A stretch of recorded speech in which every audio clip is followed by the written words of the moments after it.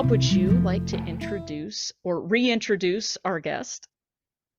Reintroduce. Has anyone a count of how many times David has been on our show? I've just saw it's in the hundreds, I think, but I've lost count.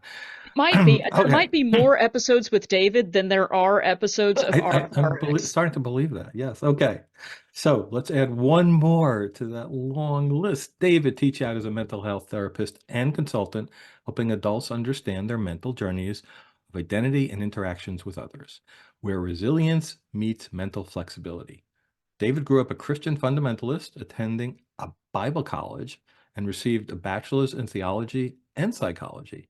You can hear all about David's deconstruction journey, along with those of four other RfR volunteers, including myself, in the most recent RfRx episode on our YouTube. And maybe that's in the chat again. Yes.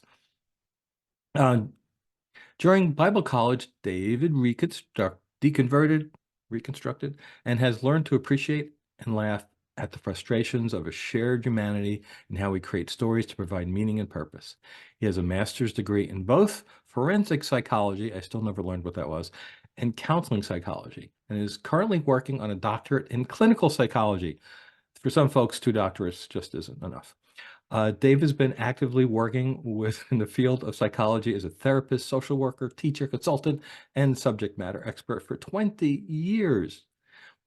In his spare time, David enjoys reading a ridiculous amount of fiction and nonfiction. You can see some of those books behind him, challenging himself through physical activities, and he maintains a blog at lifeweaving.substack.com, and you can find his website at lifeweaving.com. Welcome again, David. Yay, welcome back. Thank you, Rob, and everybody. Always fun. And yeah. So I've heard the subject is a little bit different than your previous one. Something about love, I hear. It's What's all love about got to do love. with it? I mean, my love for you, Rob, is, yeah. Um, no, Is I it mean, is it ineffable? it is I ineffable. still don't Thank know what you. that means. The, I loved, No one does. going through like Love Is, and it's just like, what can I find, like movie quotes, and so on. So, As You Wish, of course, is Princess Bride, best movie ever. Um, yes. Many Splendid Thing, All You Need Is Love. Oh, anybody know the musical movie? I'm thinking of Moulin Rouge, but I Yep. think they might have stolen it from somewhere. They totally did steal it from, Yeah, yeah, yeah. And that's, yeah, love that movie.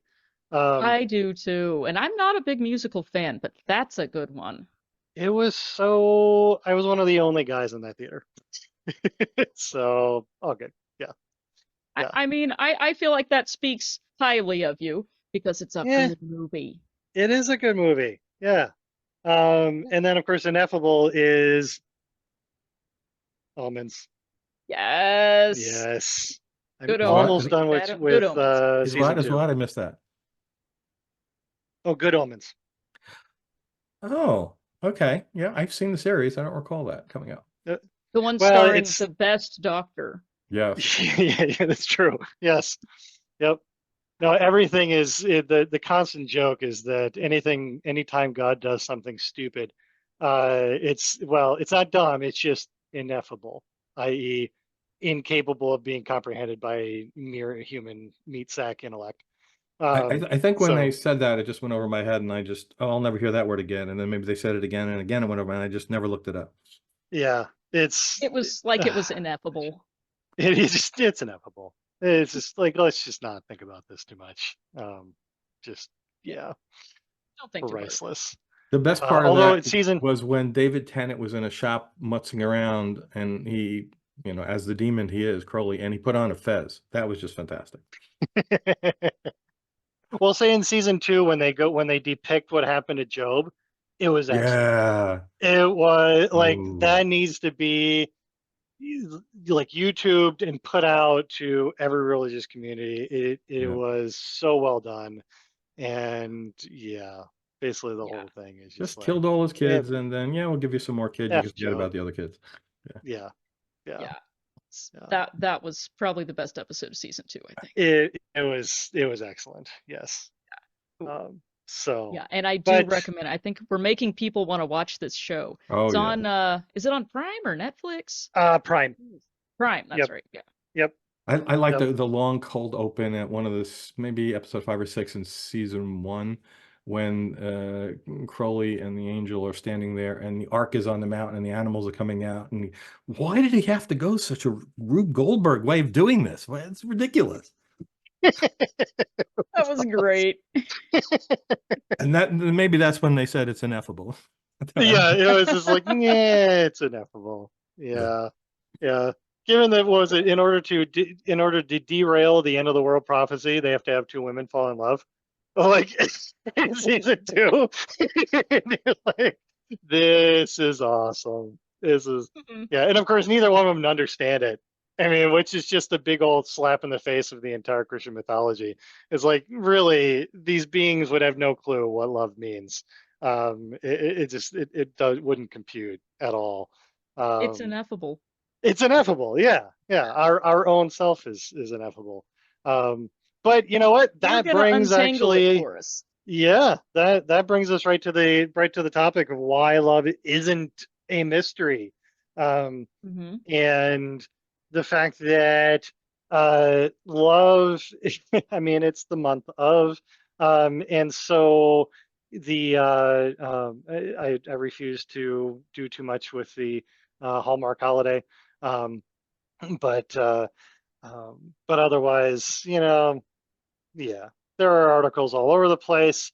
It now actually makes sense. The mainstream media decided this year to write up a whole bunch of things about polyamory because you need to bring up viewership, and as well, hey, we're talking about relationships and so on.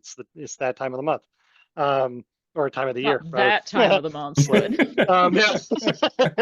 Yeah. Mm. Uh, so you have to look at timing. It's important. Um, so so part of it wanting to set the groundwork here for a little bit of what's going on, which is totally another yes, definitely Freud. Um, and by all means, put your questions in the chat. Definitely put the question in caps. Do follow the direction from Rob. If I happen to see a question that is just extremely pertinent at the moment, I may very well answer it. So this as much as possible. I mean, if you're one of the few people that continues to come to this show and you haven't seen me, basically it's Not a possible. constant give and Not take. possible. Yeah. Um, love to have the dialogue. We'll be hanging out afterwards for a little while. So, sky's the limit as to topics, all things related to psych. So, um, and our second time, first time seeing David. Ooh, I'll try to. Well, I'm sorry. I'll try to put my best foot forward here. yeah, So leave a good impression. Don't make a bunch of boat puns this time. Oh yeah, I actually went back and watched that one recently. Um, It's a and fun episode. so yeah, definite throwback. So so with when it comes to love, some of it wanting to look at the social situation as it currently stands in America, which is actually could be its own show. Wink, wink. Could totally come back another time and note this. But from the Atlantic. There's an article by Derek Thompson around why Americans suddenly stopped hanging out. And I knew things were bad. Like most people have heard some semblance of the loneliness epidemic, the fact that people aren't getting together anymore, just all these things. But I had no idea some of the numbers. And he noted some of the research is that, excuse me, from 2003 to 2022, American men had reduced their average hours of face-to-face socializing by about 30%. Unmarried Americans, the decline was even bigger, more than 35%. Teenagers, more than 45%. This is a reduction in how often they get together socially. Boys and girls ages 15 and 19 reduced their weekly social hangouts by more than 3 hours a week. In short, at no time in the U.S. history has have we had this many people spending time by themselves, which is not healthy at all. And we're going to get into why a bit here. Um, And you know, side note, this is mm, kind of why we started having RfRx episodes during the COVID it times, is so people during could COVID. still Absolutely. hang out. Yeah. Yeah. Yep. Okay, Which is carry on. also why I do presentations the way I do, wanting this to be as interactive as possible.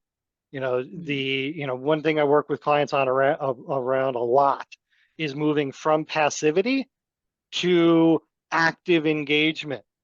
Even if you can shift it 5-10%, to use an arbitrary number, like the more active you are in engaging with the things that matter to you, the less time you're just kind of sitting back and just taking things in, the better.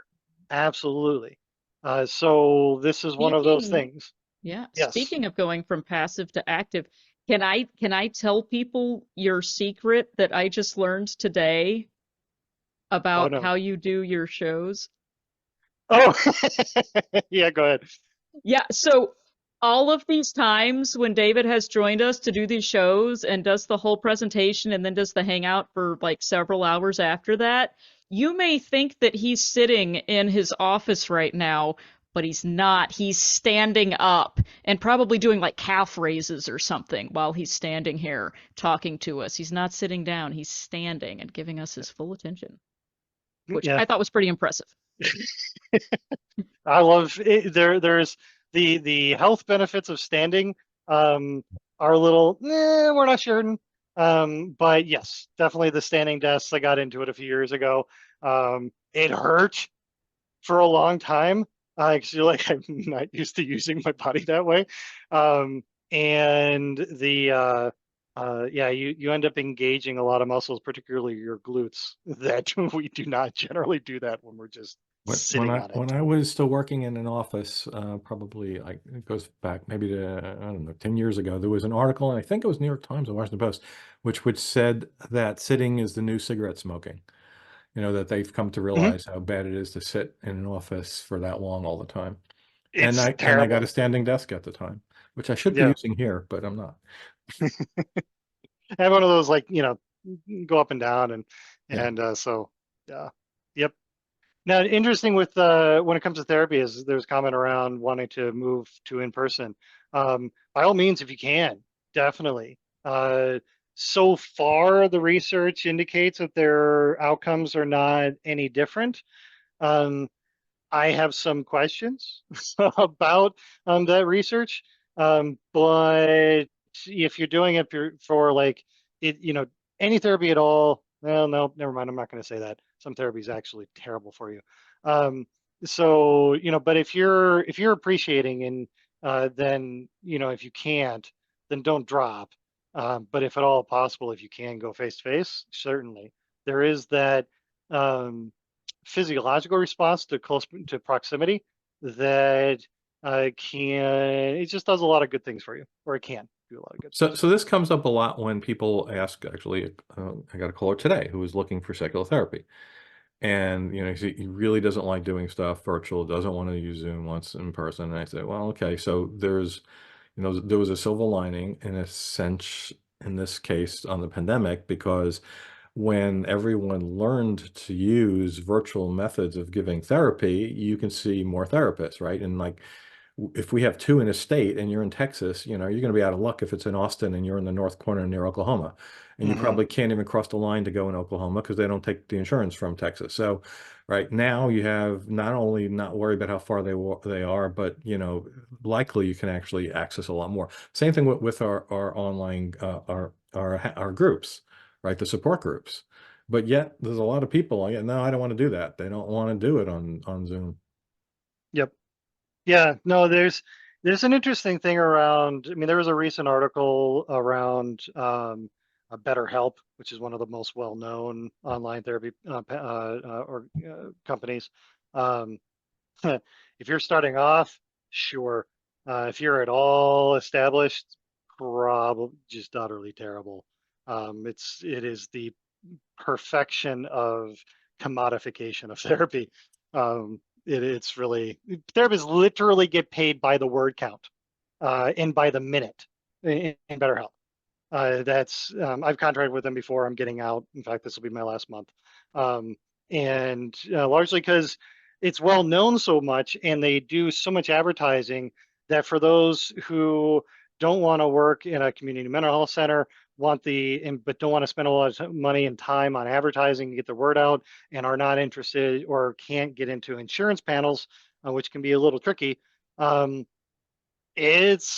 mean, shoot, you can get 100 clients in a week. They will assign them to you. It is insane. I get emails all the time that are like, there are 400 and some more clients still in Washington that are waiting for a therapist, and I'm like, holy shit. It is just nuts.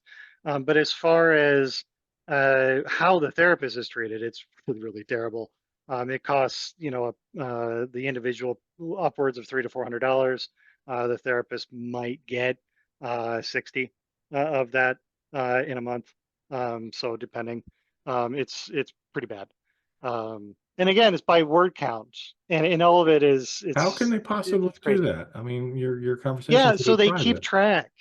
Yeah, there's some definite issues when it comes to privacy. They say they are not tracking the actual, like, what is being said. They're just, it's keys. I have questions about it. It's a little disturbing, but no, it's also word count in comparison to the therapist and the client. So the therapist cannot say more than, I think it's 10% longer than what the client did. So if the client gives you 10 words, you're not going to get paid more than what the next 11 or 12 words is. So it curbs you from just writing a lot and getting from it. So do you find yourself like hyphenating a lot of words that aren't supposed to be hyphenated and like running things together like I see, and it's all one word? Like, yeah, or did they it's catch on to that? really, yeah, the incentives are not good. Let's just leave it at That is that. not It's good. really, really awful. There are others that are better. They just do it a little differently. Talkspace is another one. But again, commodification, they just do it a little differently. But the difficulty is addressing an issue. Like, I love the fact that I'm a part of the Psychotherapy Project, SP. It's fantastic. It's good for everybody who can. At the same time, um, I've gotten personally, and this is not a plug for coaches everywhere, but I've got more into consultation, mental health, and coaching idea. I don't like the word coaching. I have clients in other states, depending on what the issues are, simply because I have all the training, and it seems a little arbitrary to go, well, I could see you here, but if you're 5 miles over the state line, suddenly it's not legit. It doesn't make any sense to me if you've got the bona fides. So that's a whole. We've got off far field, but that's a whole other thing. And no, you're right. Coaching is not regulated, which is why I don't like using the term, and why I don't even like describing myself that way very often. And you have to watch it. But here's the thing: there are a lot of shitty therapists. I mean, let's face it. There's a reason why the STP exists, because there are any number of therapists out there who are, in my opinion, violating their ethics codes by promoting their own religious ideas. So that's just not good therapy. There's a lot of practices out there. I'm starting to specialize actually in people who come from bad therapy experiences, because the stories that come out of it are atrocious.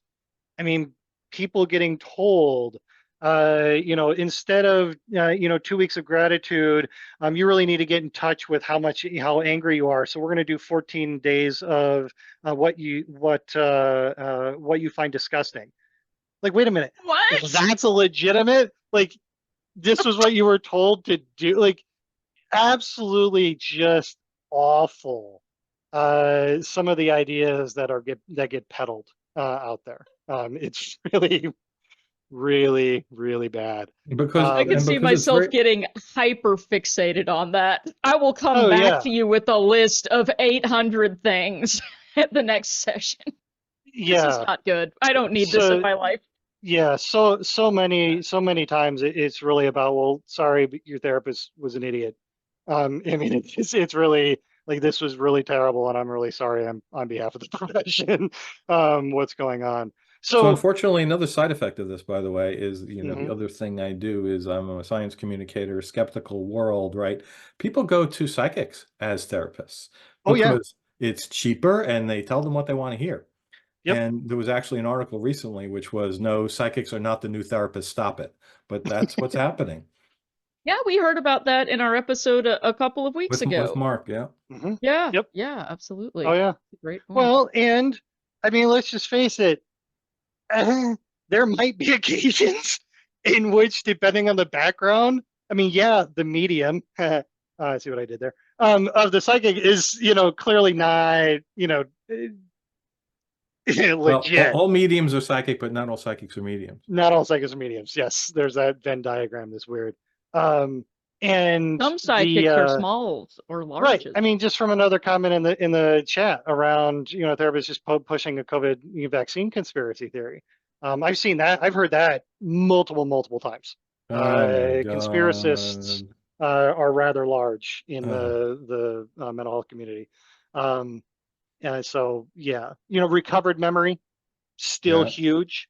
Oh Predominantly man. pushed by people who are also EMDR trained. There's some issues there. It's there's a lot of stuff that is, so just because you have the bona fide, I mean, this is one of the things that makes things so difficult in finding a legitimate practitioner, is that simply getting licensed is honestly not all that difficult. It's just time consuming. You don't really you have to do a lot of work, but it doesn't mean that you actually know what you're doing. Right. You've just put in the time and gotten somebody to sign off on it. Like, there's no ongoing check in.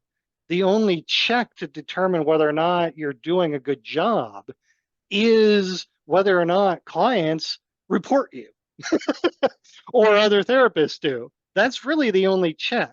The ongoing continuing education requirements um, do not mean that you even know what you're talking about at the end of it. I mean, so many of the continuing education stuff is online. You just take a little quiz at the end. It's not like you actually have to know any of this stuff.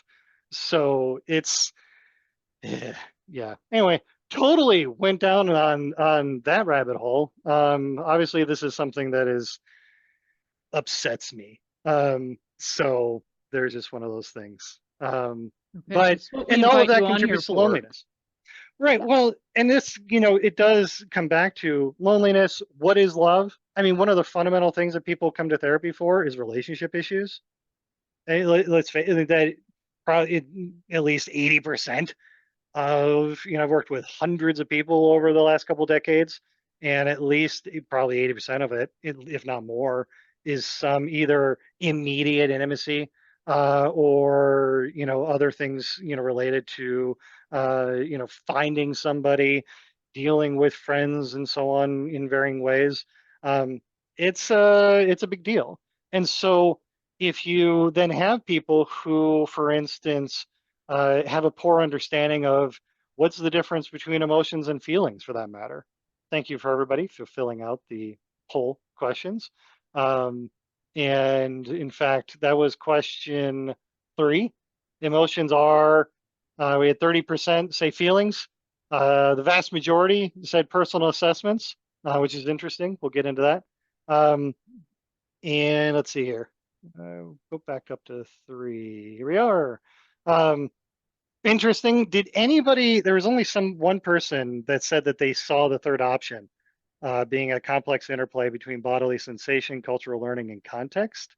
Maybe that didn't show up because nobody said it, picked it, Yeah, which and is I don't interesting. know why. If anybody knows what is happening with these Zoom polls, please tell me, where sometimes it'll show the same answer choice twice for most people, but there's always a handful of people that can see all of the answer choices that we put in. And I don't know if maybe they haven't updated their Zoom to the latest version or something, because it started doing this after the latest Zoom update. So some people may have seen all 4 options, but I think most people saw personal assessments twice for reasons that are, shall we say, ineffable. We'll just go with ineffable. Yeah. So, I mean, it's not really the correct answer. Personal assessments works. We'll go into that actually here in a bit. And of course, the best, question is the last one. So I'll be watching chapter 1 here before, again, for the umpteenth time. Denis Villeneuve can do no wrong. Thank you for being a director. Yes. I am disturbed to note that 41% of people did not answer that question. Well, they did answer it. They picked They did. decline to answer, They which is an declined. answer, and you do get credit. That is a valid answer. It But is. we don't Yeah. have a lot of Doom fans here.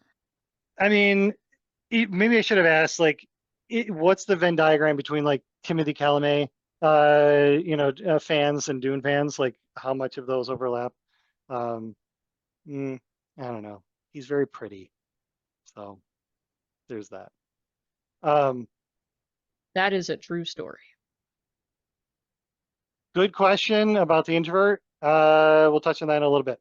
I'll see if I can remember that. So back to loneliness a bit. Teen loneliness, of course, huge. And there've been tons of articles about it. Let's see, what was it? The number of teenage girls in particular who say they experience persistent feelings of sadness or hopelessness increased from 36 to 57% in the last decade. The share of girls who said they've contemplated suicide increased 50% in that same decade. So if, the loneliness epidemic could be inverted to say almost a lack of love, a lack of interconnection. And of course, then that goes into, well, wait a minute, what's going on here?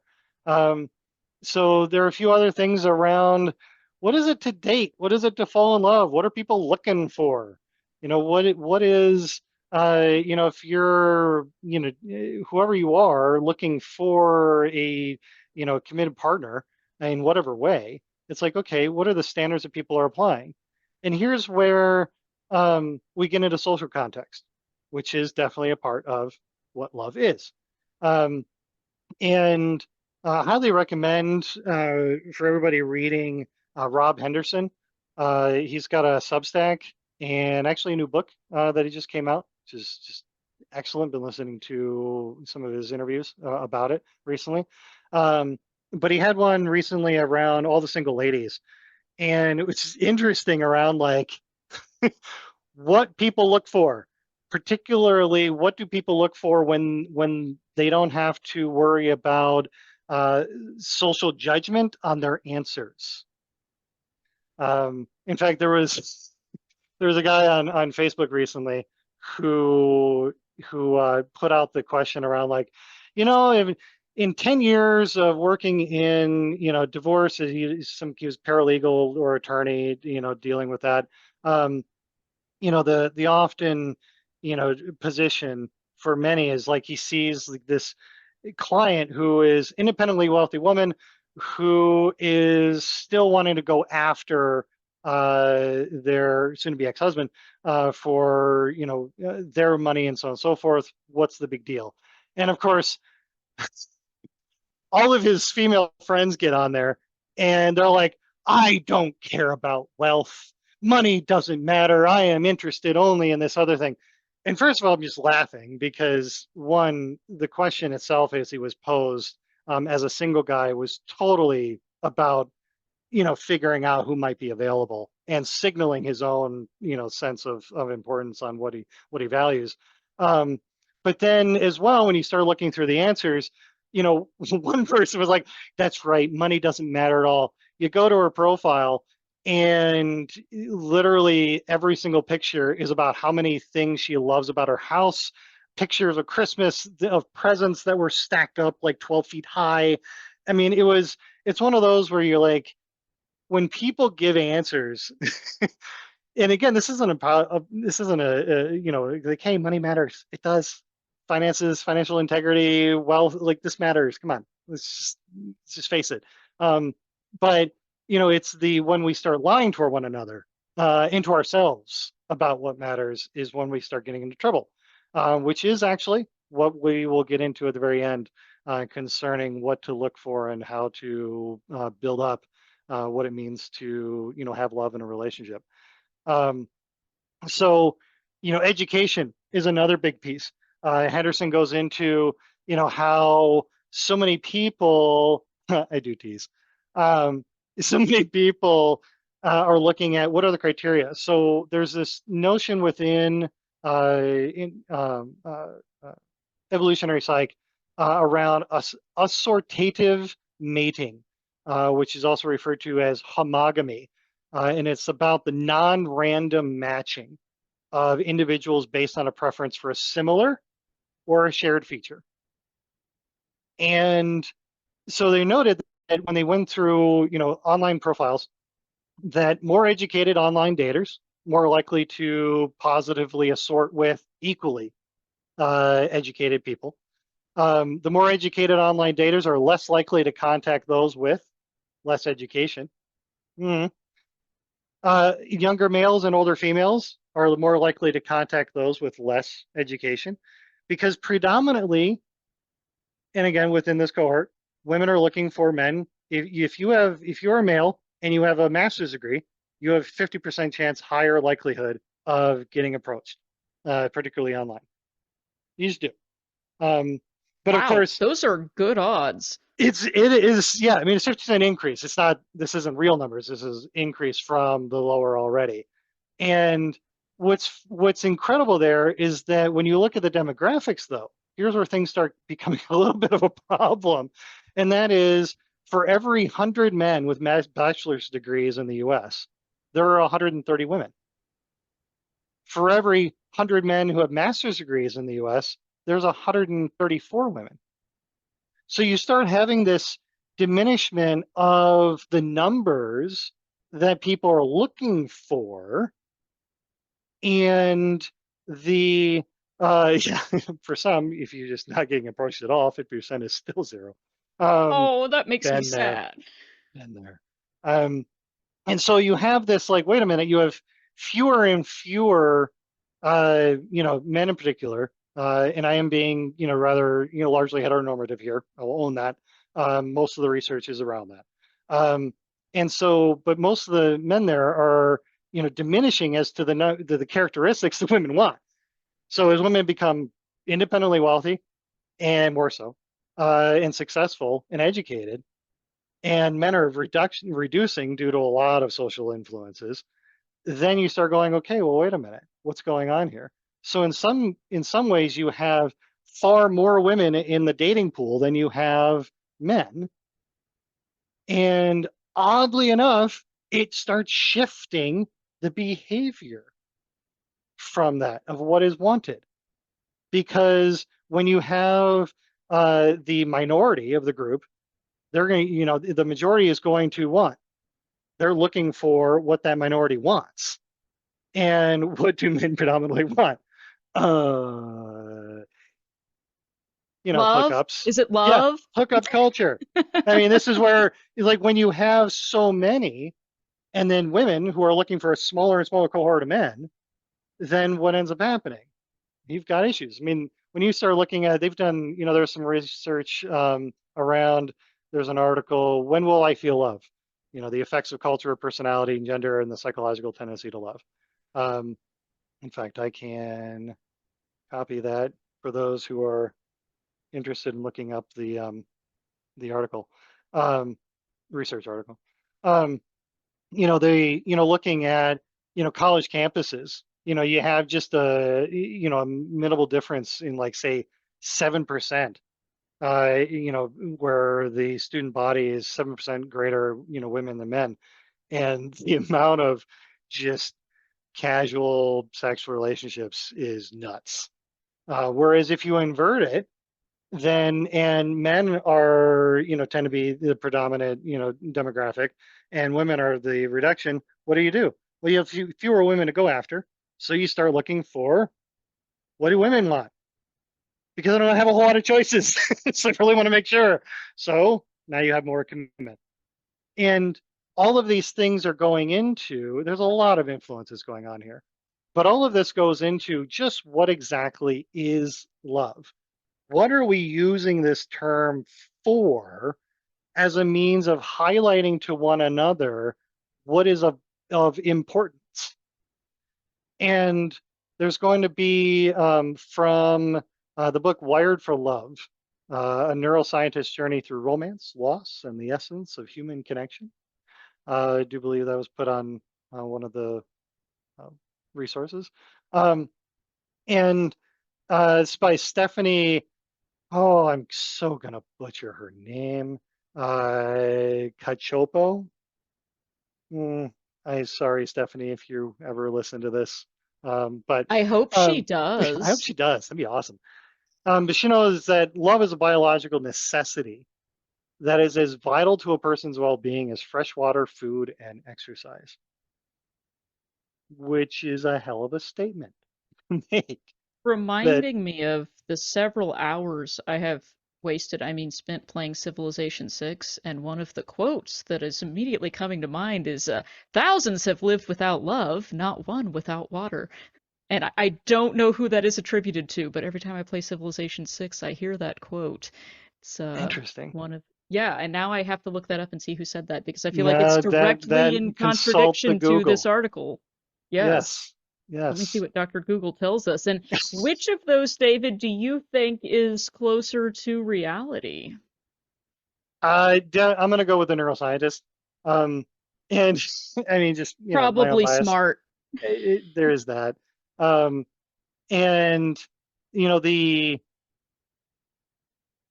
oh, good question. We'll get to that at the end. As much as I can, I will totally own a certain level of ignorance there. It's W.H. And Auden, by the way. W, Auden, oh, Auden, Auden, Auden, gotcha. Auden, Okay. Auden. So the, but what's interesting there is that, again, back to the title of this, love is not a mystery. This is not, one of those things, and I know, I remember at least when I was growing up with in Christianity, so much of it was, it's like, well, how do you describe faith? And one of the analogies that was used was love.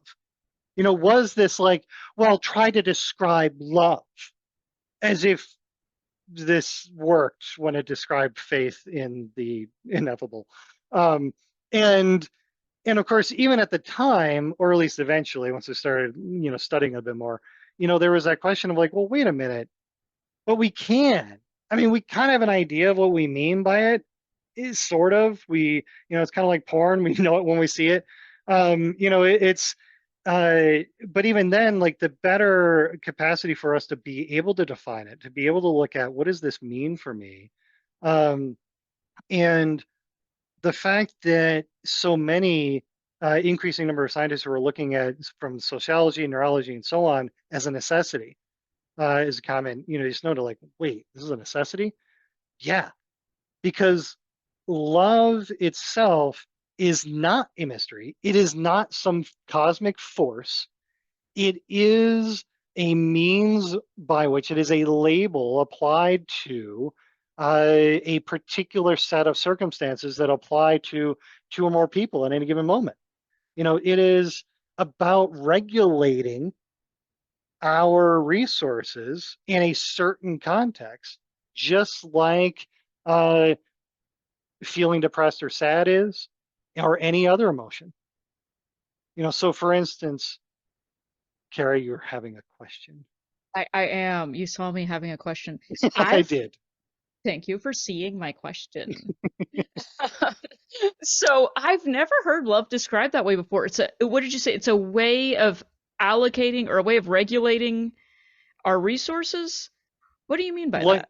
yeah, so like all emotions. Emotions are what we will actually look at oxytocin. Thank you. And is that they are a combination of feelings and context. So here I'm taking from Lisa Feldman Barrett's, amongst others, work on the social construction of emotions. And so they are a way of determining socially through language, saying, I'm having this meat suit experience that is occurring within a social context, and I need to describe it to somebody that makes sense to you, or at least I hope it makes sense to you. And so what do? Well, we use a particular word and hope that the other person is aligned in that kind of Venn diagram of human understanding, of which we never become a perfect circle, because none of us have access to what's going on internally with the other person. In fact, we ourselves don't actually have access to our unconscious. It's literally not possible.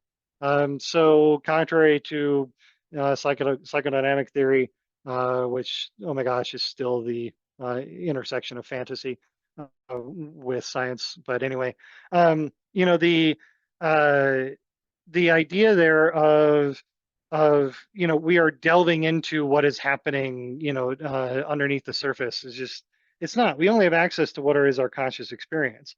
We're making stuff up as we go and hoping that the other person is aligned. I mean, that's what's so fascinating and troubling and really frustrating and very obnoxious at times in the whole dating process. There's a couple of articles now coming out around people going, like there's almost like a celibacy as a form of avoidance. There's this growing number of articles being written around like, I just refuse to date anymore. And it's like, well, you want to know how you know what you do and do not like? By experience. I mean, you kind of have to work through a few things to figure out, like, wait, no, this isn't what I want. Oh, this is. The idea that we are all just kind of, we download what it is that we appreciate at some undetermined date in our lives is utterly ridiculous. And who here hasn't exactly had the experience of getting involved with a new friend, a new social group, and somebody who develops that sense of deeper companionate love or passionate love, slightly different things, and gone, they introduced me to this fill in the blank. You never would have encountered this sexual experience. We don't really know what all the things are that we enjoy or could enjoy until that's why active, continual dialogue and consent is sexy as hell, because it is that like interaction that is helping us figure out how we are expressing and determining what this love thing is. Because we're figuring out here, wait, I'm having this experience. I'm trying to make sense of it in this context of varying levels of intimacy with this other person in a particular social context that says, oh, and what do we have a word for that as? Love. It's why we can use the term in so many different ways. Yeah. And that could also mean, when you say varying levels of intimacy, for some people that could mean 0 to limited amount of physical intimacy, right? This is various forms of intimacy, recognizing our ace friends. Right. Or for that matter, loving family members. Highly doubt Yeah. or I hope not. Yeah. Hopefully So not. Hopefully not. That's purely a fan fiction thing, so check out last week's episode. Right. Yeah. I don't think So that I came mean, up in last week's episode, but I don't know because I haven't seen it yet. I have not seen that either. Yes. So no, I mean, it's like we can use this term. It's like, yes, self-love. I mean, so one definition, it's a working thing that we're working on, is love is a label describing the intersection of physiology and culture, identifying the importance of one person for another or self, for the purpose of signaling intent in a given social context, that this person is part of their imagined future to some degree. So and this is where we get into that regulatory, process again. Every time we have an emotion, basically it's the body brain system going, based on the past, we're interpreting the present in order to determine what I need and what is likely to happen for the future. That is what we're doing all the time. And it's a guessing game that is constantly from, referencing accuracy of either anything from a 0 to a 1, but we never are perfectly either. So it's going, I'm pretty certain based on all of this stuff that's happening that this is kind of like that I'm pretty certain if I keep doing this, then my hoped for future is going to come about. But we're declaring in that declaration of love, going, you mean not just something to me now, but you mean something to me as a part of my evolving future to some degree, which is where we get into the social context as well. Friendships of love, family. It's why loss is such a big deal. I often will describe loss with clients as, you're not losing the person now, you're losing the entirety of the future that your brain was imagining them to be involved with. That's grief. Because you still have access to everything that came before. Grief is about everything that will now never be. And that is what our brains are doing. They are constantly figuring out, what do I need? How do I predict better and better and better what the future holds? And you, whoever you are in front of me, are a part of it. And the strength of that connection, we then refer to in various ways, but one of them is love. Oh. It's why it's so important, like food and water and exercise. This isn't just something that we, romantically find. It's why, there's an article from the National Geographic that I'm actually taking from a bit. I think I put it on the link. Yeah. And unfortunately, so many of these articles, and it's a good article by and large, but so many of these articles focus exclusively on as if love is only, a part of romance, that there is some kind of usually physical intimacy involved. It doesn't have to be. I mean, that'd be like declaring, one, asexual couples are incapable of love. Bullshit. Or Not people who true. just simply grow out of it. Or what? If you're not having it in over a certain amount of time or number of instances, it's not love. I mean, how freaking asinine is that? So this is about our interrelationship with one another, of which is the bone deep reality of our existence. We are not individual people. We are the best metaphor I've figuring out so far, and I'd love to hear other metaphors, see what might work better, is that we are nodes in a network. We are not, one line to another.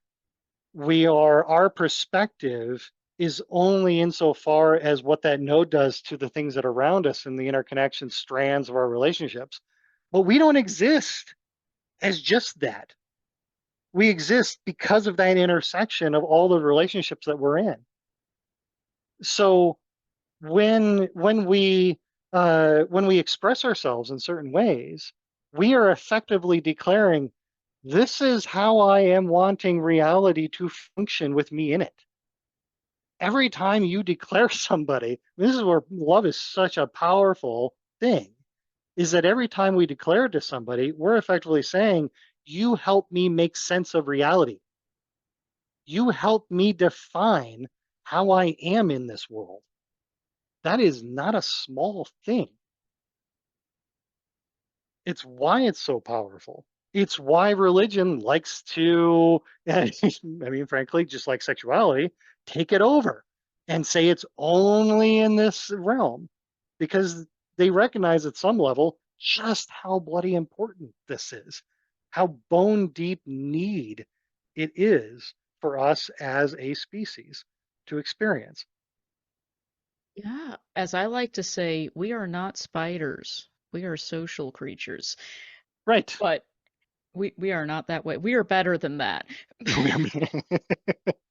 Right. Hate And spiders. so so when we start going into like the what are the aspects of what make up love, and we get into then this kind of intersection between traits, physiology, social context, and then time and intent. So starting with traits, the big five personality traits. You can use ocean as a mnemonic for this: openness, conscientiousness, extroversion, agreeableness, and neuroticism. And I do believe, did I post that link in the resources Ooh, to that let article for me that? see. From I Very Well think Mind. yes, you did. Let me drop Awesome. that in here now. Yep. Canoe is another one. Thank you. Yep. Now, of course, the Very Well Mind, by the way, is excellent source. By and large, it's a really good breaking down some complex writing.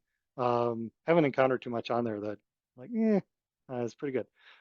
So for the big five there, of course, now I'm going to find an article that I'm like, oh my God, why? Anyway, but so the big five, one thing to note without going into a whole thing around them is that these five are they're based on a dialectic.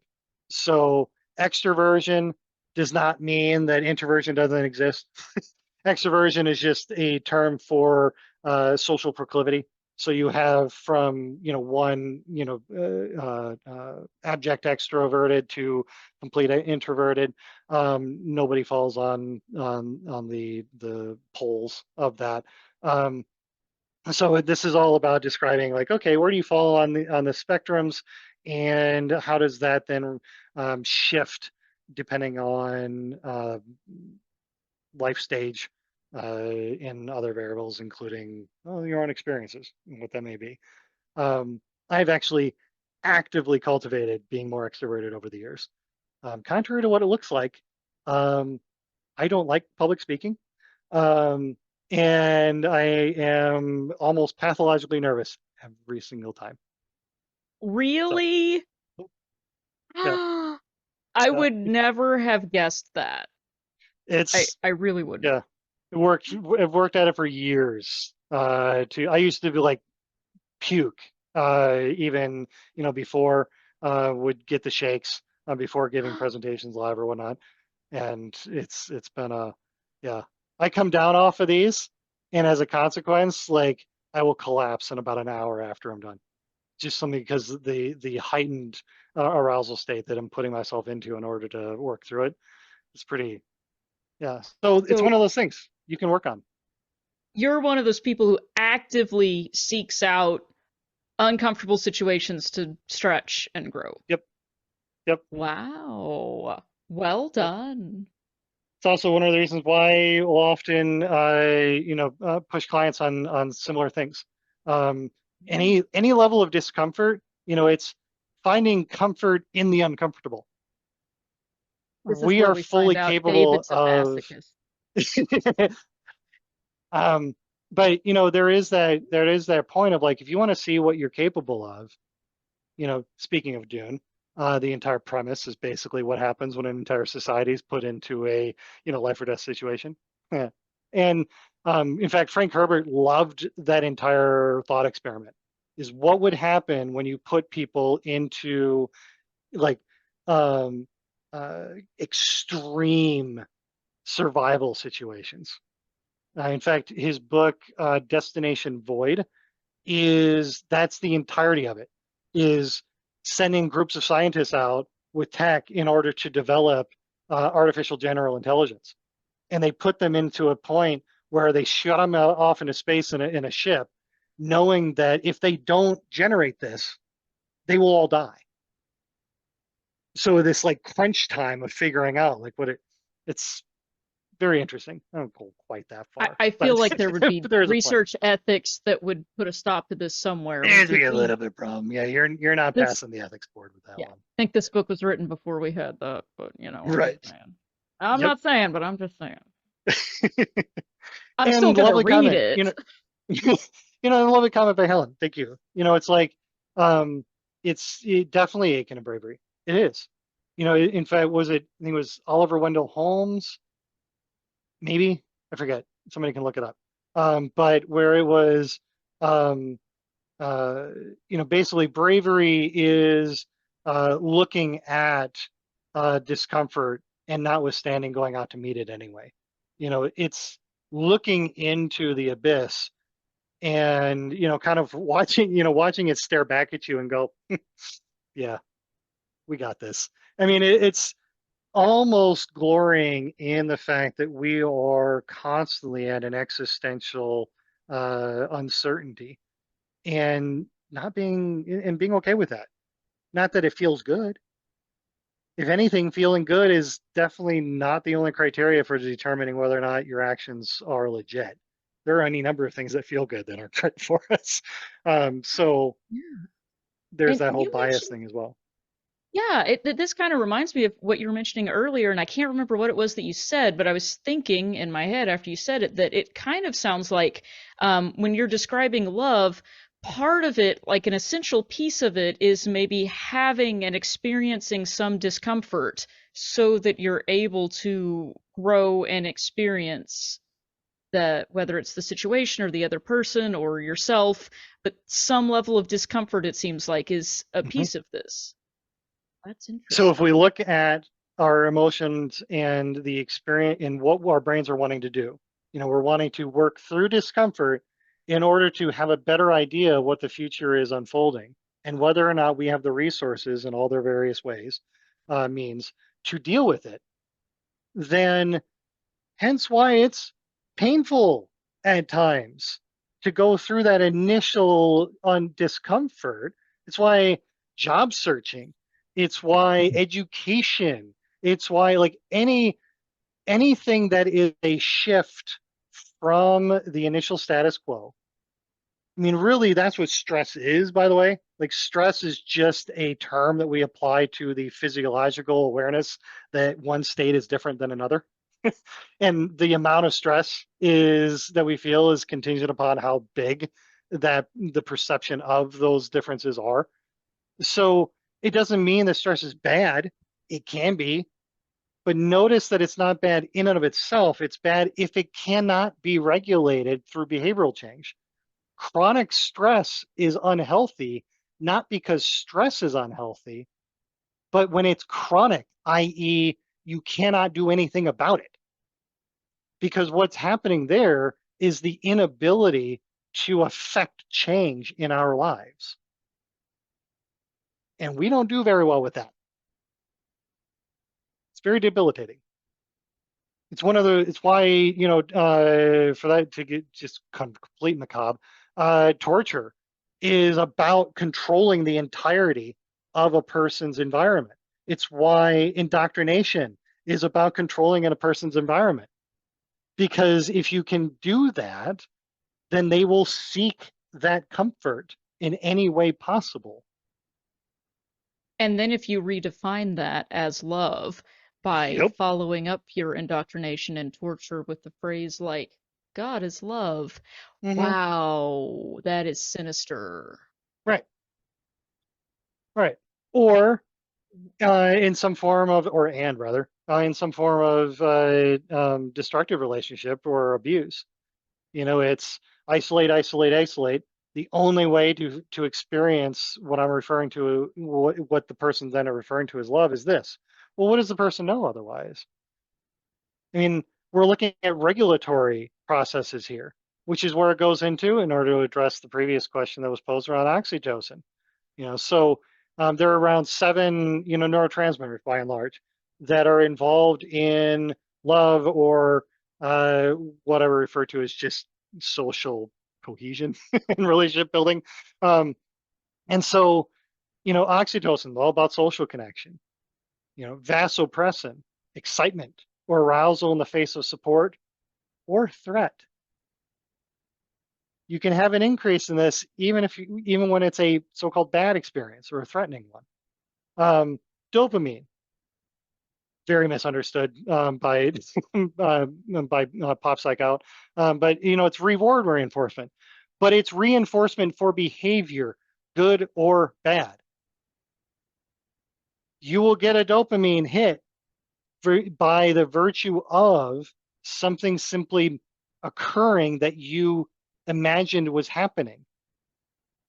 I mean, that's why, the self-fulfilling prophecy, the idea of self-destructiveness and so on can be so enticing because you're getting a dopamine hit. You're essentially going, that's right. I knew the world worked the way I thought it. Aren't I amazing? It sucks, but at least I was right about it being like, you're getting the same thing because the brain doesn't care, does not care, does not care, does not care about truth or even health to in a certain sense. It cares about continuity. It cares about moving you forward in such a way as to, well, perpetuate yourself in some way. So testosterone and estrogen, of course, sexual motivation. Noradrenaline is the initial arousal in the face of the unknown, which can be either a situation or a person. In fact, Helen, you were talking about being uncomfortable in anything new. Welcome to noradrenaline. It's that galvanic skin response, the tingling, that we're going. That's largely being driven by noradrenaline and others. That sense of pupil dilation to heart rate increasing. We're prepping for something. What that something is going to be contingent upon the social situation that we're in. Can I ask We're a prepping follow-up question to that? Yeah, absolutely. So why do some people, where they're driven to like that tingling sensation, they want to have these new experiences, where other people, when they feel that, they reject it and will pull back? Right, the thrill seekers, as opposed to, part of that's learned. Part of it is what your threshold has been developed as through time, in the sense of, like, person you mentioned earlier, had a low threshold for being able to be involved in certain social situations, had to bump it in order to grow it. But my baseline is still a little lower. I will always be more comfortable sitting alone with a book. Always be more comfortable with that. And This is why so, you have an enviable Goodreads report every year. yes, I'm yes. jealous. Yeah, I just passed, just 29th book so far this year. Stop bragging. It's ridiculous. And so, I mean, it's one of those, admittedly, it's a bit ridiculous. Like, actually, I will forego social experiences sometimes in order to read, and I'm not saying that's necessarily always healthy. So I'll just put that out Might there. be sometimes healthy. Sometimes, yeah. Are So all your readings print books, or do you multitask and do audio while you're doing something else sometimes? I actually can't multitask. And I have no If I'm idea how doing you an physically have the audiobook, time to read that many books. Oh my God, I don't know. I'm a fast reader. But yeah, lots of digital books. Yeah. ADHD. I mean, seeking out the dopamine, and so just as a caveat to the dopamine thing. So those who are interested in the so-called weight loss drugs, Ozempic and so on, those are touching on the dopaminergic systems that are about reward. Here's the problem. Now it makes sense. Yes, exactly. Now it's all But this coming is together with all my terrible, when I took on bad fad diets and shit, and I finally learned it's just learn moderation, Helen. It'll be fine. pretty much. Yeah. Yep. But It's people all are coming taking together, these man. things. Right. People are taking these things. I've had multiple clients just in this last year that have started taking it and noting that their pleasure over fulfilling their goals for work, personal life, following through on things have been reduced. And they're like, I'm having a problem. And I'm like, so have you started losing weight? Like, yeah, no, I'm loving this Ozempic thing or whatever. Yeah, The that's like high taking a ends. sledgehammer to a little baby chisel. Like it's not like Ozempic and other things are isolating the pleasure we get from food and so on. The brain isn't discriminatory that way. We don't have that tech yet. I mean, it might be in the future. We might be able to figure out a drug that can be like, no, it only fires when it only helps out when this particular behavior. I have some serious doubts as to that capacity, but who knows? Um, but you know, but it's also why it's so powerful is because it does reduce what we're going to get from these things. The problem is then it can affect other things. And as research continues to unfold with a lot of this, there have been an increasing number of concerns over where we're going with it. With some people having increase in suicidality and other things. Why? Because they're just not experiencing pleasure as much broadly. So, like now, admittedly, you can run into similar issues with other psychotropic drugs as well. So this is about figuring out what is helpful and what isn't. This is not a like, oh my gosh, never try, any of these drugs. It's being very, very careful and having people in your life who can work with you to determine, okay, are you noticing this change in behavior? I just wanted to, have that open dialogue around what possible changes might be noted by others that we don't see. So, which again comes back to, well, hey, love and how we're regulating things and how we're getting along. And so you have these, so traits when it comes to the big five, by and large, is associated with extroversion and agreeableness. The degree to which we are okay with social connection and agreeableness, how long we basically get along. And so interestingly, passionate love is where extroversion is a lot higher of importance, but also dominance. We were just talking about limerence before the show.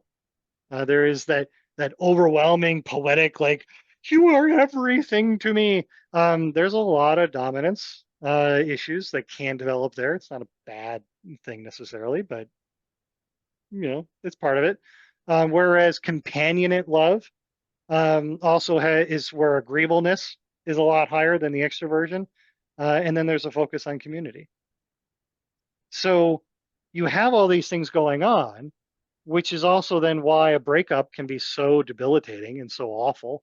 You literally have it's, not fully well understood. And it doesn't happen as often as probably, Hollywood would like us to think. But the broken heart syndrome, it's real. And for those who already have a proclivity, towards heart, issues, having that sudden drop in its grief, absolutely. And again, when you have that sudden drop and your body's going, wait a minute, I didn't just lose this person in front of me. I lost the future continuity of what my life was going to be unfolding with. It's little wonder that the body can go, I'm out. I'm done, essentially. And obviously it's not thinking that in a full way. But I mean, it's just like, I'm throwing in the towel. This is it. What is the future holding when this space that was for me is now gone? So I've never heard of this before. Is this basically describing, like, I'm thinking of my grandparents who had been married for their entire adult lives, and after my granddad passed, my grandmother, who had previously had no health issues, passed within a month, and basically said she was going to. She was like, well, now that granddad's gone, I'm done. And then she did, of natural causes. But so this is a thing you're describing. Yeah, there was one paper I was just reading around this where, if I remember right, and I could be remembering wrong, so brick of salt here, is that there basically is a 40% increase in chance of you dying within the next year after a long-term intimate relationship ends. It's pretty intense. That's now huge. again, And there hasn't been a lot of research into that. That seems like a there's growing. major cause of They're death figuring that out should why. be investigated. Yeah, I mean, it's there again, though. that's a 40% chance, increase.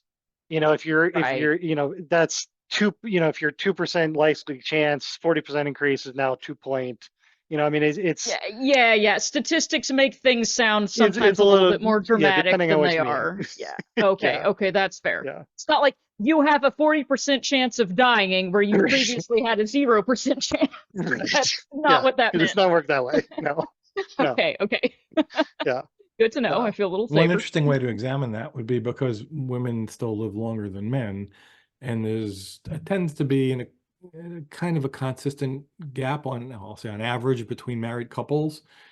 If the man dies first, is the woman actually going to die quickly, or vice versa, because the guy was going to die earlier anyway? So I wonder if they've looked at it that way. I don't know. Yeah, no, that would definitely be an extra variable involved. I don't know. I will don't totally own my own Yeah, ignorance that's here. It's not interesting. something that Yeah. I've hugely looked into yet. That's So interesting. it's a good question. I mean, Yeah. it fits Yeah. my parents who died very close proximity to each other, and they Yeah. were like 7 years apart, so not very close, but they both had cancer of a sort. So I don't know that Mm, that would have mattered. Yep. Yeah. Well, and thank you for providing the percentage. Yeah, it's 2 to like 2.8. Like, Yeah. which is not, I mean, it's not insignificant, but it's not like, oh my God, you're doomed, kind of thing either. Yeah. So That's fair. Yeah. yeah, Medical statistics can be really scary sometimes when you it hear can be. things like, oh, Yeah, if you drank 3 cups of yeah, coffee, it turned out it was a 70% increase in your chance of having, whatever the thing to be afraid of is that yeah. year. The big Right. one that came out that way was if you tend to like char your meat or you eat bacon, Yeah. like Right. your increases go 70% higher, but it was a tiny percent because of that anyway. It was like Well, or what was the big stat that I used to use until I was corrected on it, was around like, the vast majority of car accidents occur within like 5 miles of your home, Yeah. 5 to 10 miles. And, for the longest time, I kept using it as a like, well, we're just not paying attention. No, it's because the vast majority of our driving occurs within 10 miles of our home. Right. right. It's It's literally a meaningless You're statistic. going to really, work, yeah. the grocery Yeah. store, maybe like, go and hang out with your friends, and they tend to be all within your local radius. Yep. Right. So what I'm Right. hearing is you're more likely to have a car accident if you're in a car In a car. than if you're not. Right. Right. Yeah. Yeah, they Wow. Wow. probably Thanks. they Thanks for probably letting didn't me look They know. at the spent statistics money of on that cross-country truck research. drivers when they were doing those numbers. Right. Yep. Right. Yeah. Great. Yeah. Okay. Yeah. So So, on that note, mhm, David, you were going to tell us a little bit about, I think you said, how to do love in a healthy way. I may have right. completely butchered that paraphrasing, but I want to hear it. How can love make us Yes. live longer, not shorter, according to statistics? Well, and this goes into time and intent. So that last, point around what, the variables that go into what love is. And, so part of it is, one, expectations versus obligations. So expectations are you-centered. They're basically a declaration that you're making around what it is that you desire a particular relationship to look like behaviorally. It's like going, I expect X. Okay, here's where things can get unhealthy. Is when you move from expectation to it being an obligation, because you've moved from you-centered to other-centered. It's another way I will work with a lot of clients on is when setting up end goals. Anytime a goal is contingent for its success on another person doing something in particular, you're either one, setting yourself up for failure, or setting yourself up to start engaging in behaviors that will likely be very unhealthy. For instance, the idea of I'm going to do this because they need to know and acknowledge that they're wrong. Yeah, you don't have that kind of control. And two, the desire to get that kind of control will result in behaviors likely are not ones that you want to engage in. So, not helpful. You see this in divorce situations all the time. All the time. where it's not just that a person, doesn't matter which one of who's involved, they see it equally, want to not just divorce. They don't want to just separate and set up their life. They want that other person to know. They want to hear it from them. And the lawyers are sitting there going, excellent. We will bill you by the hour for infinity while you wait around to try to get this out of that person. Oh, it's incredible. Oh, I used Yeah. to mediate, and that was my biggest pet peeve. Is they're sitting there just raking in the cash while Oh, people yeah. are giving up, leaving money on the table, just paying, paying, paying. You're losing Mhm. everything you could possibly get out of this. You're going into further debt because you want to make this person say sorry for Yep. something that's never going to happen. Never going to happen. Another RfRx episode, another job that I didn't know you had before. Oh, Here we are. I've got a whole lot of previous jobs. I'm like a cat. I have like 7 or 8 previous lives. It's wild. We'll do I an will episode say sometime. that mediators, as someone that's been through, dealt with a mediator twice in their lives, they are earning their money. The They are. ability to stay calm when you have two very emotional sides and staying impartial is a strength of character. And I Mhm. really admire them for that. I'm just going to say. Yeah. Yep. No, you're exactly right, Helen. I have to say, going through training to be a mediator is the best thing I ever did for my own mental health, to just be able to regulate emotions. That was the best thing ever.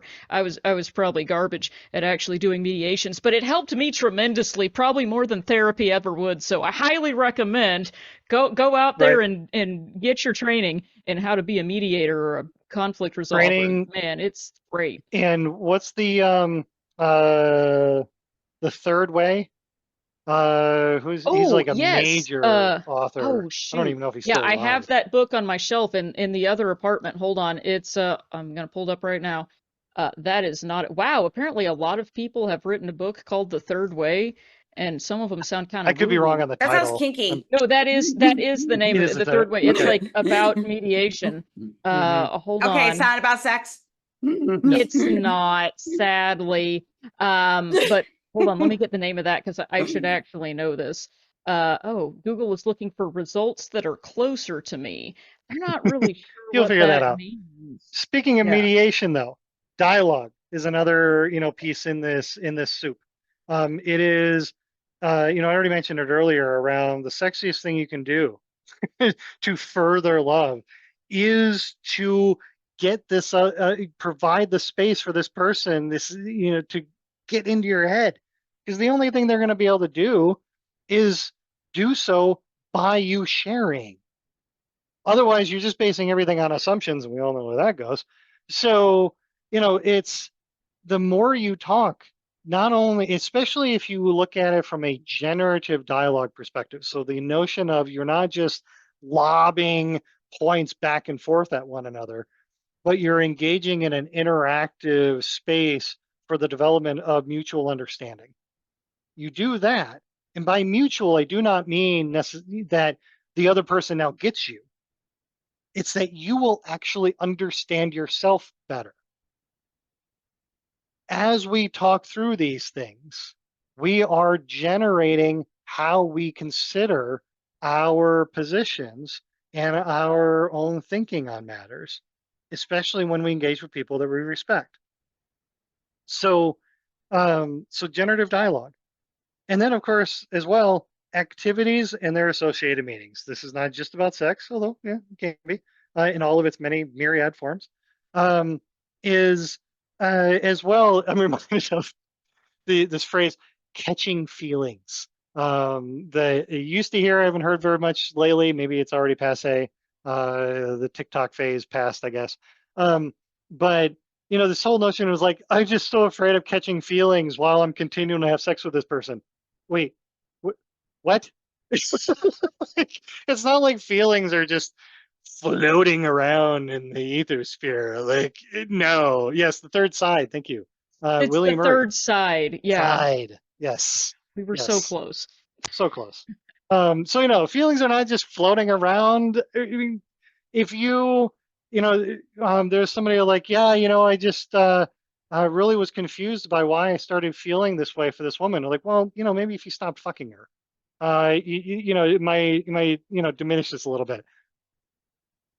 Oh, I mean, this is our bodies are engaging in ways that it doesn't matter what we think.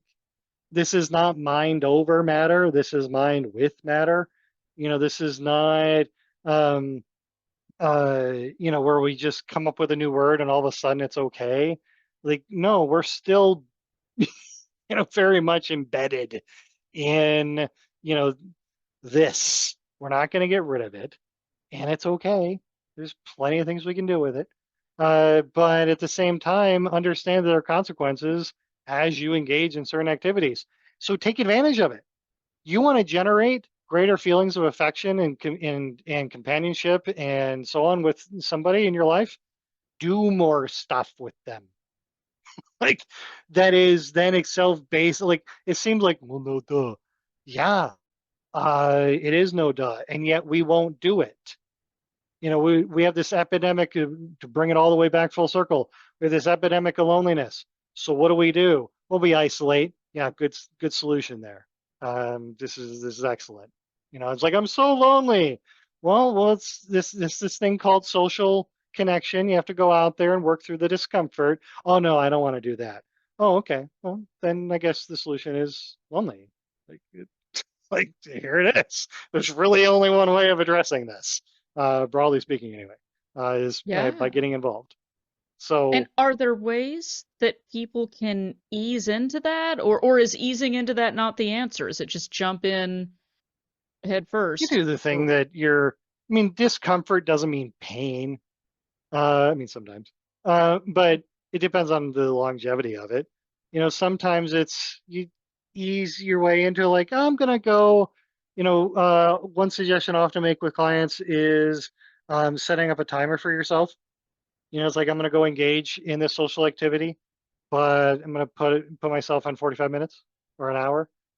There's also a felt sense of control that one has over the situation then. So it's a little less easy, not impossible, but less easy to get overwhelmed because you know that there's a limit as to what you can do.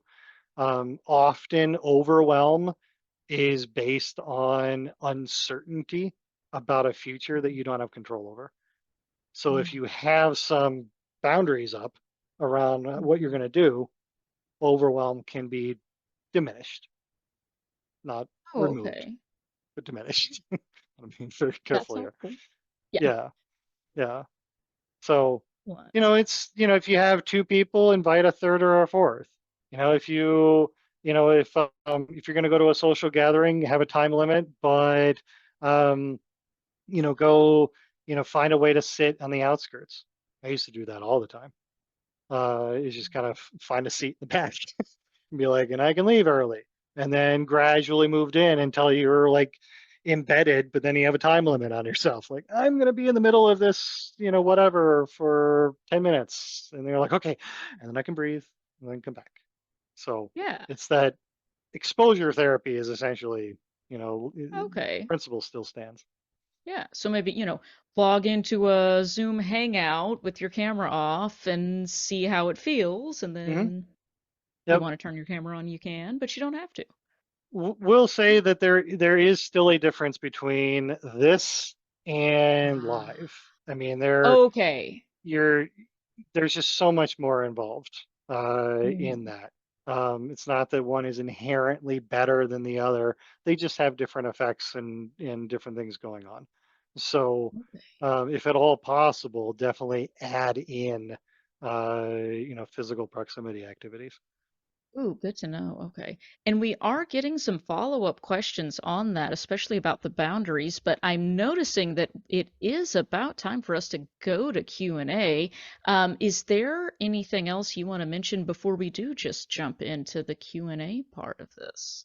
Feel free to reach out anytime. If anybody has follow-up questions and don't get to them, or if you can't hang out after the words in the hangout, um, yeah, I'm not sure about a curriculum. But just a question that's come up. Yeah, reach out. I have no problem, maintain the, writing at the Substack. We're definitely, in fact, just the last week posted 2 or 3 articles on the nature of relationships, and how we develop them. So. And I do like those articles. I follow along with those a lot. So I've dropped the links in the chat again. Yeah, and you also have a coaching and a therapy practice as well, right? Yep. I'm actually with, for those in Washington State, I'm, with TriWest and Kaiser. Otherwise, my private practice is not that expensive. Well, that is nice to hear. It is good to be affordable. So, well, on that note, let's go into Q&A and let me kick us off with someone was asking just a second ago as a follow-up to what you were talking about. What would be an example of boundaries that you put up when you go to engage in some social activity? How does that look? I think I actually did an entire talk on boundaries at some point. If I I haven't, I think you need to. did. I think it did. So boundaries, the way to describe boundaries are the contours, behavioral contours that you that define the nature of the relationship that you have with a person. So there are boundaries in the sense of what is within the particular relational connection you have and what is outside of. You have, what is acceptable within a family connection, what is acceptable within one that you designate as a friend, an intimate partner, a work relationship, and so on. So boundaries are the ways that we define what these terms mean to us. What people are often asking about when it comes to boundaries is what I actually refer to as consequences. And we usually describe it as nobody's bad at setting boundaries. People are bad at setting consequences and following through. So when you're Yes. looking at boundaries is part of that open dialogue as well with the person is going, here's what again, expectations, obligations. Here's what I want. If we are going to be this together, then this is what I want. Okay. Determine how negotiable that is. What degree of this is it like, no, this is absolute. Okay, well then, great. But the person is under no obligation to agree with you. And now now there's a boundary crossing. They've said, I am not going to engage in the behavior that you have as being within that helps define what this relationship is going to be. So now, what is your consequence for that violation? Now it's difficult because now you have to say, wait, what are my rules of engagement here? What am I willing to do? Am I willing to just go as far as to say, well, then no, go away? I don't want to be around you at all anymore. Am I going to continue engaging with the hope that maybe you'll change your mind? Do not recommend that at all. Ooh. It's what are we going to do?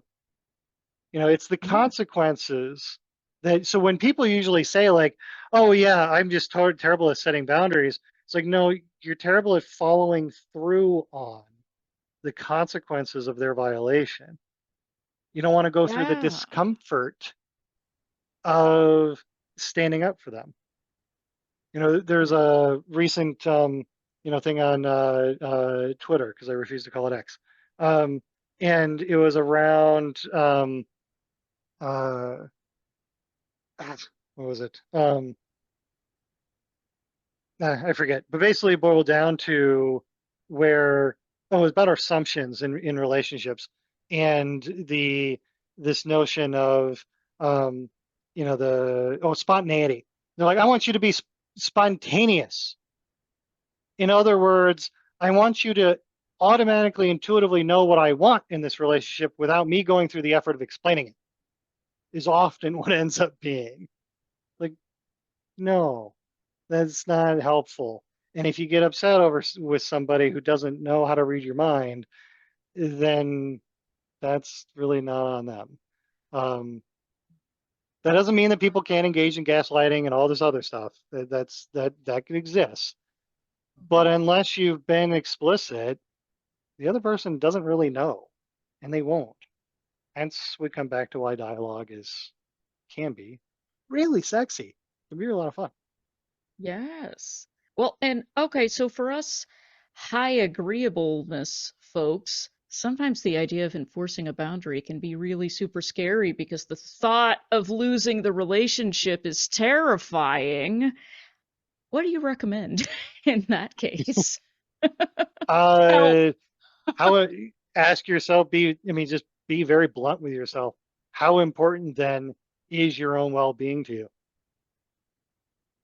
I mean, let's just, I hear it all the time. The other way of saying I'm a people pleaser really means I want to control my discomfort by giving people things that I think they want so that I never have to deal with loss.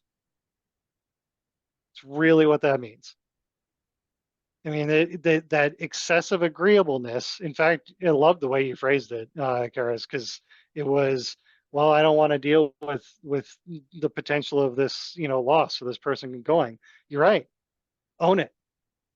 This is not about being an ass. I mean, this is really about just own what it is that you want to do, and if you truly verbalize the fact that I am wanting to keep this connection, even though because I care more about having this than about standing up for my own well-being. When we truly just say it, it's like, oh, wait, that we don't try to soften it with, euphemisms or, things we kind of turn around as if, it's like, well, I'm just a good person. I'm just, trying to people please. Like, okay, no, that's when you are using it as a means of avoiding discomfort, which is often the case, not always, obviously, but often it isn't healthy. And so the choice is actively being made then that I want this because I'm not willing to forego that. Okay, maybe. I mean, that's just, the interesting thing there is then when you're really that like brutally blunt with yourself, sometimes it can come up where, yes, thank you, compromise. It might be where the particular way that you wanted this to be supported actually isn't as important as you thought. This isn't necessarily a bad thing. I mean, obviously abuse and all that, like we are not going there. But there's a lot of things that can happen before we cross that line. And but being willing to go, well, wait, how important is this? Because obviously I'm willing to forego a lot of this in order to have that. So wait a minute, maybe I should question how important this is to me. Maybe it isn't as bad. Maybe this person just simply is providing together, creating the space together that is just, frankly, it is better. Like, okay, great. Maybe that ends up being the thing. But be honest with yourself about it. Ask the question. That's good. I like that. That's helpful. Okay, Rob, hit us with another question. Yeah, you went right to the end and you asked the very last question for the chat. I'm going to ask the very first question. I don't know if the person's Ooh. still here. Mm. As a mega introvert who is very comfortable spending days with very few interactions, what's an average amount of time to set as a daily goal for conversations? Mm. I'm not sure. Up to you. Sorry, I know it's a kind of a cop-out answer. But maybe putting it at what is the point at which actually, let me back up. Set a goal as to what it is that you're looking to accomplish with a particular conversation. What do you want as, for this? Do you want a specific amount of time? Do you want a answer, a question answered that kind of walks the line of being contingent upon another person's action? So you have to be careful there. But, set it up for yourself. If you already know, like, okay, look back at your previous experiences and go, man, I freak out after 10 minutes. All right, go for 12. 10%, increase kind of thing, and keep up with it. Giving yourself time afterwards to take care of yourself. That's key. I never plan anything big for after presentations or the day after. I will actually reorganize certain, appointments and whatnot, knowing that, we'll be coming off of, a bit of a arousal high. So it's just, you have to give yourself some time. I don't have to give myself as much time as I used to. I used to take days, but yeah, but no. So 10% or so, decent rule for that, and then give yourself some time afterwards. All right. Okay, thank you. I like it. Okay, let's see if we have time for 2 more really fast ones. Let's see, we'll do like rapid fire here. Okay, I'll ask the next one.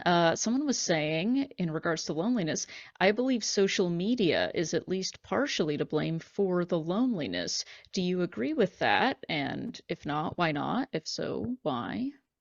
Can I add to that? Because this is like personal in my family. Yeah. Video game playing it's an online playing game and that's all you want to do. Uh-huh. But what if you're doing it with other people? Well, you often are doing it with other people, but it's kind of different, I think. It So is is that very different. socializing? Let's see what David says about that It is particular. very Yeah. different. Somebody in my family who's a young person, that's all they do. That's a problem.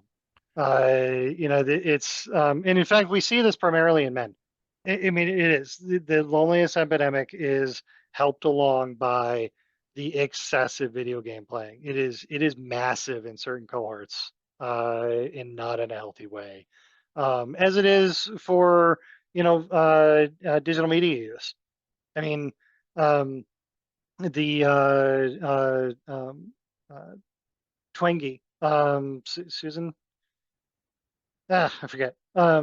But she's got a couple of books out around, about 2012. That is when one of the stats started going really, really bad. Here's the inauguration of the iPhone. I mean, the amount of research that is involved in noting that the inauguration of smartphones use in social media and its direct link to mental health concerns it's causal. It really is. And so the more you can do to have physically proximal connections, the better. Shoot, if I had my way and if I had a kid, I wouldn't give them a freaking smartphone until they were out of high school. Especially if I had a daughter. Hell no. If at all possible, there's just no way. The Granted, problem, I of can course, easily there say is, that because I is don't the have a peer kid. pressure thing, right? All of Yeah. my friends have one. I hate you, Dad. I know. I know. Right. Yeah. Well, And all of my friends have yeah. had one since they're 7 years old now, I think is the age. It keeps getting younger and younger. Yep. Yeah. It's yeah. Yeah. They make games on iPhones and tablets for cats now, too. Where it's like fish and balls going by and the cats like try and catch them and they're playing on it. I may or may not put those videos on for my cats on my phone. That's awesome. But at least the I love cat is that. content to play it on What- your phone and doesn't demand you buy one for them, right? No, I am not bought a What's- cat. I'm not buying a tablet for my cat. They're spoiled, Yeah. but not tablet spoiled. Yep. Well, and then there's the safety issues as well. I mean, if at all possible, they still make little flip phones or whatever, or you can parental agreements on them. You can turn off most things. Although many kids these days know more about these things than the parents do, so they can get workarounds. But it's a question. I mean, again, it's easier for me to say this. I will readily admit because I don't have any kids, so I will throw that out there. It's just all things being equal, that would be my recommendation is the latest you can keep your kids away from delving into social media in particular, the better. And the more active you can get them involved in social experiences, also the better. And the yeah, it just Now, what could be interesting in like 20 seconds is the inauguration of some of these next levels, media platforms, to use Apple's terms, so spatial computing. The more we get interactive, the more we see tech as an extension of our bodies.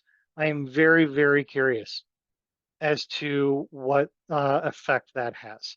Right now, media is very, very passive, and that is not helpful. So the more interactive that we get, the more deliberate we have. I'm very curious. I think there's also a lot of room for making things even worse, but it's at least a question that I have. It's going to be an interesting research over the next couple of decades, at least. David, have you read the Cyborg Manifesto by Donna Haraway? I have not. Oh, I'm so excited. I recommended a book you hadn't already read. The I Cyborg recommend Manifesto. it. It's older. It's like early postmodern feminism, but it is kind of this idea that we're all cyborgs at this point. And this was written a while back. To some extent, we already have tech already embedded in our bodies. If you wear contact lenses or Oh yeah. glasses or Mm-hmm. headphones or any of these things, we're already physically attached and dependent on technology as parts of our body. Resistance is futile. Yeah. It really Okay, is. so I have another question. Do Mm. you think people are confusing online relationships and closeness with actual intimacy, with physical contact, and having someone as a daily reach out that you can just drive over and spend time with?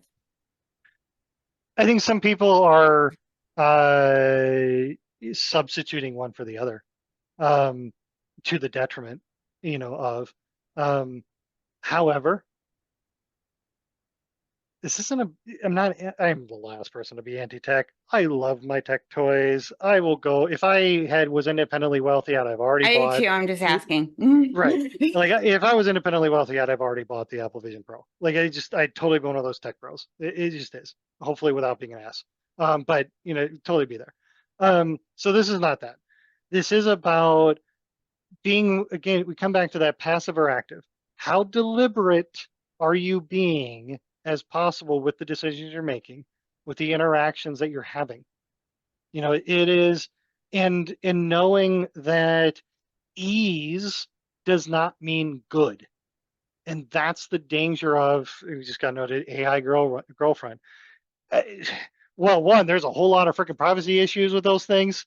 By the way, like these AI systems are getting people to express all sorts of things that are not being kept secret by the companies. So Oh, so it's like um, when you're a Scientologist, they audit you and they record every single thing you say. right, yeah, the privacy concerns are all over the place here. But regardless, I mean, it is. You can shut off the AI partner. You can't really shut off. I mean, obviously not without going to jail. You can't really shut off your partner. There is a deliberate discomfort of having to deal with the person in front of you. That is, by and large, good. It just is. Life isn't about, real dolls. Life is not about, having everything go our way. The universe doesn't give a shit. It does not. So, this tendency that we want to have everything being really good and hunky-dory and puppies and rainbows, much as I love puppies and rainbows, it's not helpful. And the tech is just, it's feeding us that. And that is not helpful. It's why, frankly, I think it contributes to this epidemic of mental health concerns, where anxiety in particular is rampant. People don't know how to deal with shit anymore. It's just like if I don't like the conversation, I can just leave it. If I don't like you, I can just cut you off. Well, yeah, it's real easy to do that when they're a digital expression. Yeah, that's fair. And okay, we are running up on the end of our time, but we promised one more question. Do you think you can answer one more question in a minute or less? Bring it. If it Challenge is what I think it accepted. is, I'm just going to plead ignorance. So Oh, it is what you think it is. How does this apply to gender fluid, gay, trans, etc. persons, and what does the research say about non-cis hetero populations? as far as I'm aware, and so I will plead my definite ignorance here. There hasn't been a whole lot of research on this, which is why I come back to principles, traits, physiology, social context, time, and intent. All of those variables are going to play into no matter what you are bringing into the equation. So gender identity is in no small part is a variable within social context. Physiology definitely plays a role. The personality traits that one is bringing in are really not contingent upon, whether or not one's cis or not. This is, genetic proclivities and how your brain is wired. So there's just hardwiring stuff going on here.